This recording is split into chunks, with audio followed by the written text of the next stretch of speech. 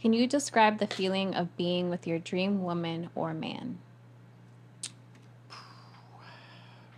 Well, for me, it's like a soul connection. It's like like if you think about your closest friends, the people that are you're tight with, that have been in your life a long time, it's usually easy and effortless from the beginning. You never seem to run out of things to talk about, or if you do, you're cool just hanging out and sitting together in silence or riding in the car together. You don't feel like somebody has to always be speaking or entertaining the other person. And you feel it, your emotional center is right here where your rib cage comes together. And so what happens is you feel an energy here that you don't feel with other people. And like I wrote about in 3% Man, love at first sight is probably one of the most intense things we as humans can experience. It's like it warms you from the inside. It's like it's something that comes internally. It's like an inner intuition. But when you really get together and you start dating, it's like you feel these intense feelings of infatuation and desire, and it's like they're constantly on your mind. You wake up in the morning, first thing you think of is her. You go to sleep at night, you're trying to fall asleep, and you're thinking about her until then you fall asleep. Sometimes she's in your dreams, sometimes she's not. But being together is easy, effortless, it's fun, you're excited. It's like you never run out of energy. And the honeymoon phase lasts typically about 6 to 12 months. And then you still really want to be with the person and you click. And that's why I still see some of my girlfriends from 3% Man have been in my life multiple decades, because it's like to have that kind of feeling, to have that kind of connection where you feel like you've kind of known each other already. I'm sure everybody's had that experience. You meet somebody and you kind of feel like you already know them, like they fit right in your life. It's very few people you have that with. And, I say this all the time. It's like my experience is you get about 1 to 3, like for a guy, 1 to 3 women a decade. And you might meet somebody in the beginning of a decade and date for 2 or 3 years, and then you split up and you're single for a year or two, and then you meet somebody again, and another 2 or 3 years you might be single. And by then you're at the end of the decade and you might meet somebody then, but typically maybe one or two on average is that you're really going to click with. So, but some people that come into your life, even though you have all those feelings, they might not necessarily be a good match for you. And maybe you have some karma from a past life that you're trying to work out together. And you're not going to stay together with them long term, but you never forget them. You never forget the way you felt when you're with them, and that's different. It's unmistakable.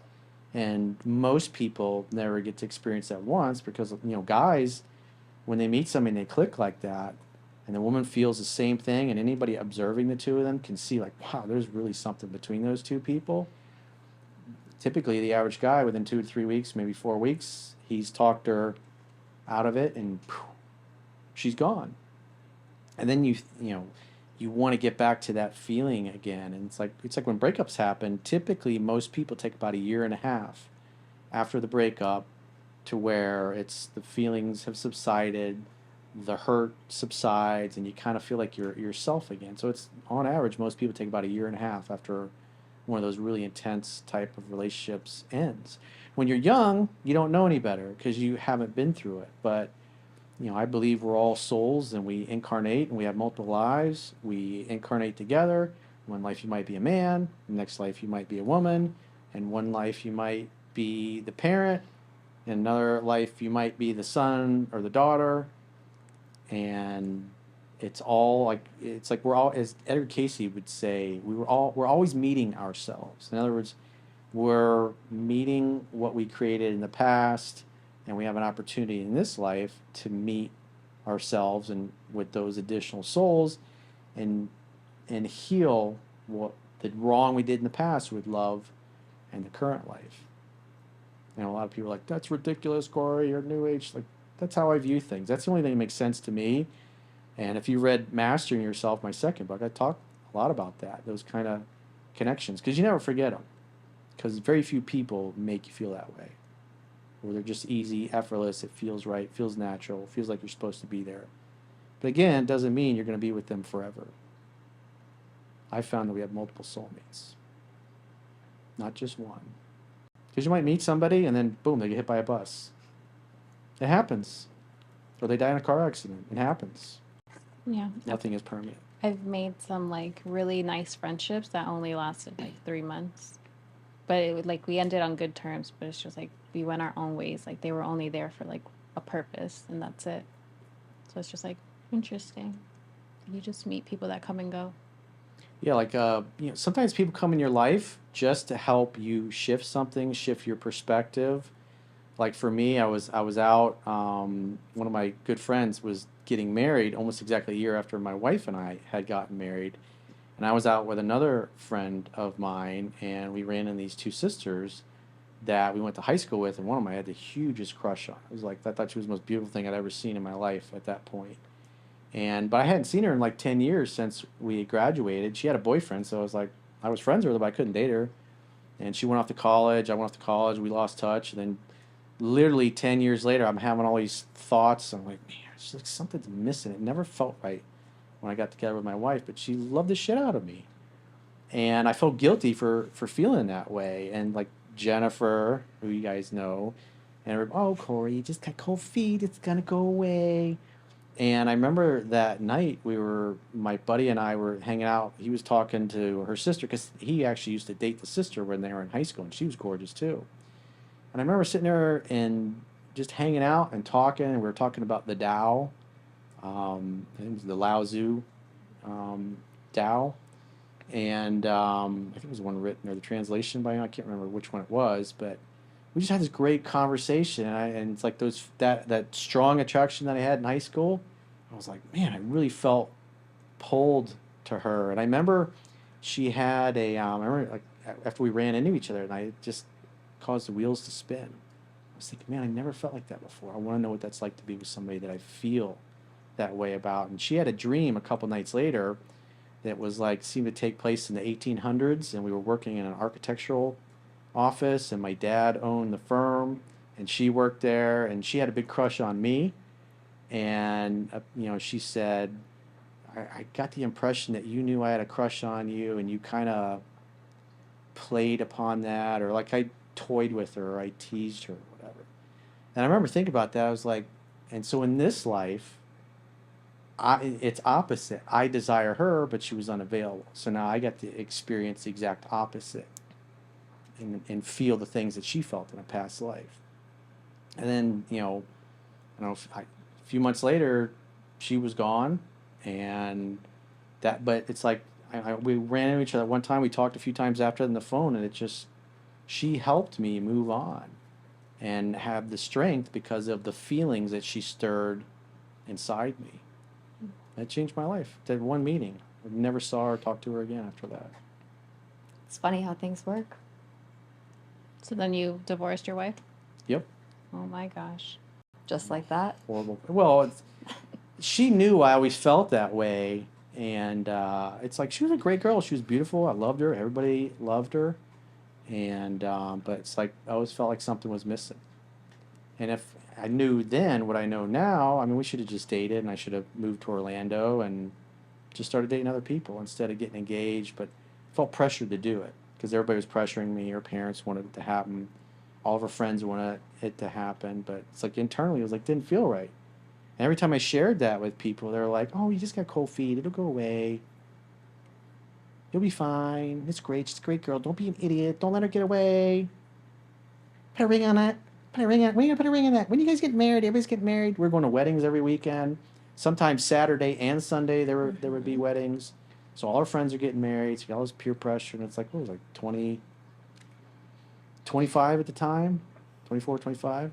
I didn't know what I didn't know back then. You were a baby. I was a baby. You're older and wiser. Older and wiser. And was interesting to me is there was over the years I met so many men that was the exact same experience. My old business partner was like that. He started dating his first wife when they were like, I remember telling me he was 21 and she was like 20, 21, and her mother really loved him and really she was like, when are you gonna marry my daughter? I want you to marry my daughter. You guys are perfect together. And same thing, he felt kind of pressured and he went ahead and went along with it. And then after, I don't know, it was like a year or two of being married, he's like, I can't do this. Like, gotta divorce her. It doesn't feel right. I'm not meant to be with her. That's And he's like, he told his wife that he needed to talk to her. He's got something to share with her. And she goes, "Oh, I got something to share with you too." And then so they got together, and she's like, "Well, what do you want to tell me? What do you?" He's like, "Oh, you first." She goes, "Guess what? I'm pregnant." no. And he's like, "That's great." Oh my god. And then she tells him, and they hug, and he's thinking, "Oh fuck." And then she's like, "Oh, what did you want to tell me?" "Oh, it's not important." That's And about terrible. 12 years later, he had 2 kids with her. 12 years later, he was like, I can't do it anymore. And he left. Wow. Like, peace out. Like, He was gone. He was like 32, 33. He was playing music. So, he's on stage and women are coming up to him all the time. It's just being a man and being in a position of power like that, women just fucking throw themselves at you. And so he goes from being in a marriage he didn't really want to be into, but he felt obligated and guilty. And then, I don't know, it was like a year and a half later, that's when he met his wife. And he was 33. She was 18. And her dad did not because he had long hair, he had a mustache, and he was a musician. The father did not like him at all. He had a car that it wouldn't go into first gear. And so, when he would drop her off, the car would be going real slow, and she would have to get out of the car. Oh my god. And then he would have to reach over and slam the door. And one time, he was dropping her off, and then she tripped and. Oh my It fell gosh. on your arm. That's right. But she loved the shit out of him, and they had a really good marriage, and they were together until he died. oh, okay. He died. I was gonna say, did he I leave her think- also? I think the issue is that a lot of people are just afraid of starting over, so that's Yep. why they Yeah. hesitate, which is understandable because I've been there, done that, but it's better that you try to sleep on it, I guess you can say, and, check to see if it is in some kind of phase you're having, because that's the only way you're going to know and mentally prepare yourself. Because it's better that you start over than to just stay with someone for the rest of your life, because honestly, life is too short for that. Most people settle, though. That's the problem. They settle, and they look around, and everybody else is settling, and we all validate our life choices through other people. Any of your married friends they all want you to get married. Your single friends want you to break up and become single again so you can come out and party, because it validates their way of living. And the bottom line is, we were talking about earlier, it's you're not going to connect with every single pretty girl that comes along. You girls aren't going to really connect on a soul level with every guy you meet that you think is a good looking, handsome guy. And that's just reality. But you never know when it's going to happen. You might be single for 3 or 4 years before you meet somebody that you click with. And obviously for women, especially as you get older, you're man, that's when is it going to happen? It's even for guys, you're when's it going to happen? And people don't want to wait. And I was doing a phone session with a guy yesterday, and he was with his ex-girlfriend for 2 years, and she was a horrible communicator, would cause drama, and he just eventually, a few months ago, got pissed off and just broke it off with her. And he was like, that's it. And didn't, broke it off through text because he was just tired, because she'd be passive aggressive. She would ignore him for a few days. And then, after she punished him for, what she felt like was enough, then she would reach back out and act like nothing ever happened. I had one girlfriend that was like that. She lasted 6 months before I was like, That's 6 months too long. yeah, exactly. But I think that communication is definitely number one on the list. It's Communication and being comfortable with the person. But the interesting thing is that despite all that, despite her being a terrible communicator, he's like, I made a mistake. I think I want her back. Was the sex that good? I was like, it was really good apparently. But Maybe so. I was like, that's who she is. You go back to her. She didn't change. She didn't become a different person. And she had ignored him. He had sent her a letter. She ignored that. He had texted her. Or actually, she had texted him, and they were talking back and forth, and she just stopped replying. I said, you've tried twice to talk to her, and she's basically ignored you both times. Plus, she has a new boyfriend. That makes So her she's more not desirable. available. That makes her more desirable. Yeah, though. exactly. Rejection breeds obsession. So, but at the end of the day, when I do phone sessions with those guys, is I point them back to how they were feeling at the time. It's it's not your job to fix her or to save her. If after 2 years her communication never got any better, and she was unwilling to change it, and even after you broke up, she's still communicating the same way, nothing's going to be different. You get back together with her, and it'll last about 90 days, and then you'll be kicking her to the curb again. It's not your job to fix her to save somebody. I think also the issue is like another thing that can ruin a relationship, like you mentioned, is when there's that friend influence. Like your friends want what's best for you, and yet when it comes to where they're at in life, they kind of want you to also be in that headspace, if that makes any sense. Because I have this friend who she ended up getting a boyfriend, and one of her friends that she's known for many years, like we have this theory where like maybe she got jealous of her. Got clam slammed. Yeah, maybe so. Like she probably got jealous of her, and she hasn't been talking to her since. So, also like the idea of getting your friends involved, like it can cause a lot of issues for no reason. That's why there's this big thing, and this is something I've learned, is sometimes when you keep certain things in life in private, like you're gonna actually see the positivity in that, because you're not only are you not involving the people around you, but you don't even know, you could be friends with someone for years and God forbid they might have bad intentions for you, and you don't want that negative energy to surround you. 100%. There's an old Indian proverb that says, if tried not to know, keep mouth shut. Gentlemen, don't kiss and tell.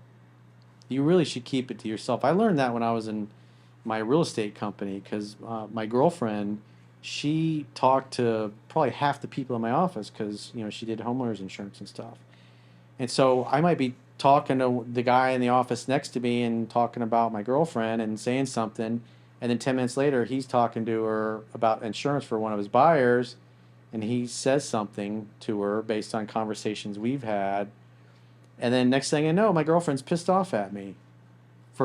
Sometimes they did it by accident, but other times I think it was a little malicious. And he just thought Corey's really happy and bragging about, it's always talking about this girl and how much fun they have together. And so they throw a little monkey wrench in there. Or one of the girls does. They gossip and they backstab. And so I recognized that, because I would tell somebody something, and then because we had all the phones were connected, and it had an intercom system. We had a inter-office chat thing, and so my assistant would be in there, and my partner would come in and start yelling at me and screaming at me because he was mad or pissed off about something, and she would be on the phone with the girls upstairs giving them a play-by-play of what's going on, and then just spreading stuff around and causing drama. And I was like, dude, you can't, these walls are thin, you can't come in here and fucking yell at me like that because you're pissed off. It's like, we got something to talk about. We need to go back in your office where there's nobody around, or we need to leave. And I just learned back then just to not say anything. It's better, because there'll be people that you think are your friend, they might be a little jealous and envious, and they'll sandbag you, they'll torpedo your relationship because they get off on that. It happens all the time. I mean, somebody might be externally very happy, smiling, and on the inside, they might be miserable as shit, and misery loves misery. That's how that company works. And if they see you thriving or happy in a relationship, they don't want to see that. They want you to be on the same level. Exactly. Most people that are friends with you, they want to see that you do well, as long as you don't do better than them. Exactly. And then that's where the nastiness comes out. It's hard to find friends that want to see you succeed, do as well as them, or even better. It really is. You'll notice as you get more successful, whether it's in your relationships or financially, and you start doing better than your peer group, you'll start to see that some of them start talking shit about you. Of course. And you think, why aren't you happy for me? That's where the scariness comes in, where it's like you'll get to see eventually who your real friends are and who handles things maturely. Because you do find people who are very immature, still have that high school mentality and try to sabotage you. Like, that's super immature, and jealousy looks really ugly on a person.